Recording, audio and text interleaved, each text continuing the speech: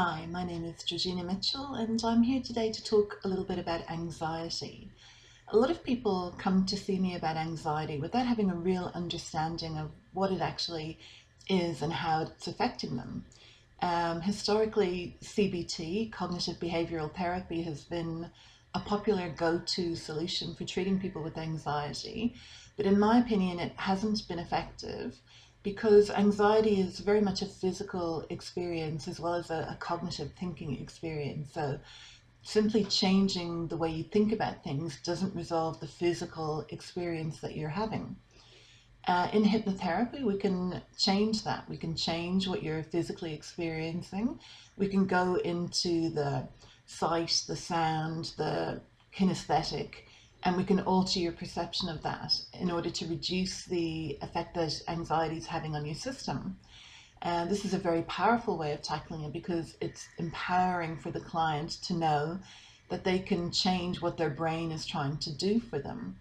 Anxiety is actually your brain trying to protect you from a perceived threat, and that threat may not be a physical threat at all, so you don't need a physical response.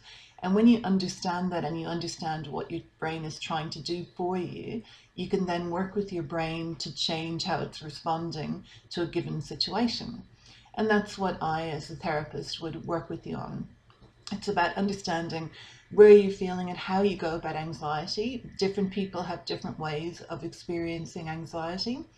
And it's about understanding how you go through the process and then changing the process that you're going through so that you can pick up on the signs of anxiety very early in the piece, early enough for you to actually have that internal conversation with the brain and say, it's okay, I don't need this response, I can interrupt you right now, I'm safe, I'm not in physical danger, so we can tackle this. And once we get rid of that physical reaction, that physical response, then we can change the thinking.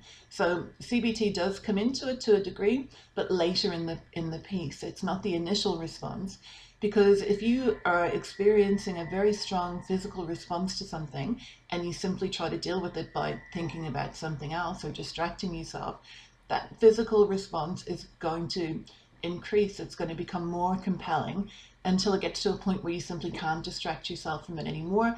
You get that feeling of impending doom. You need to get up, you need to move around. You may find that you're trembling. You may feel a tightness in your throat or a tightness in your chest, which is your brain trying to prepare you physically for an attack. So it's very important to deal with the physical experience that you're having first. And when you've reduced and minimized that, then we can change the thinking and put in the long-term solutions to prevent this happening again. So that's just something I wanted to explain about anxiety today.